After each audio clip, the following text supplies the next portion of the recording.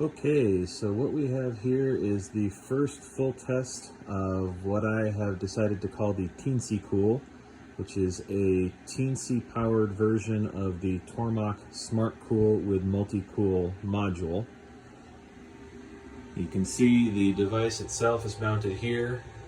I've designed the mechanicals to mimic the appearance of the original Tormach part as best as I can, just for fun.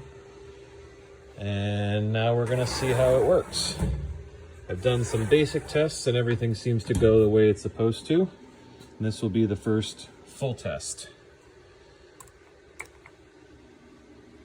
Basic M8 command should start flood coolant pointing at Z0, and the coolant flow should track Z0 as the spindle head goes up and down.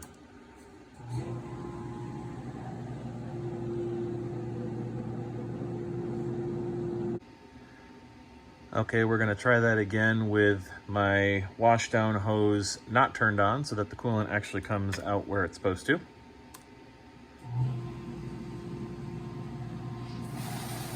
And now Z0 tracking.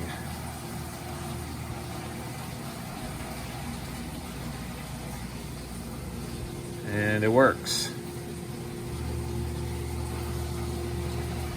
So now we will try some tool changes. This is probably a real long tool here. To make this work, we do an M8 P0, just like the original SmartCool. Now changing to a longer tool and a shorter tool.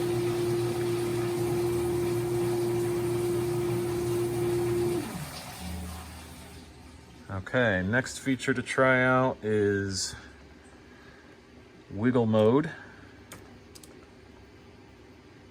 So we'll continue with an M8 P0 to point it at the tool tip with an R value of 2, which should cause the coolant stream to vary up and down by about 2 inches.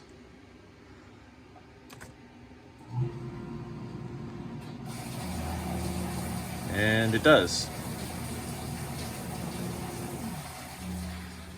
And last, we're going to try what Tormach would sell you separately and call the multi-cool. I've just built it into the same module. So we'll do an M8 P0 with a Q value. This takes a parameter in seconds. We'll call it 1 second. And this should switch between the primary and secondary nozzles at 1 second intervals, going between flood coolant and air blast.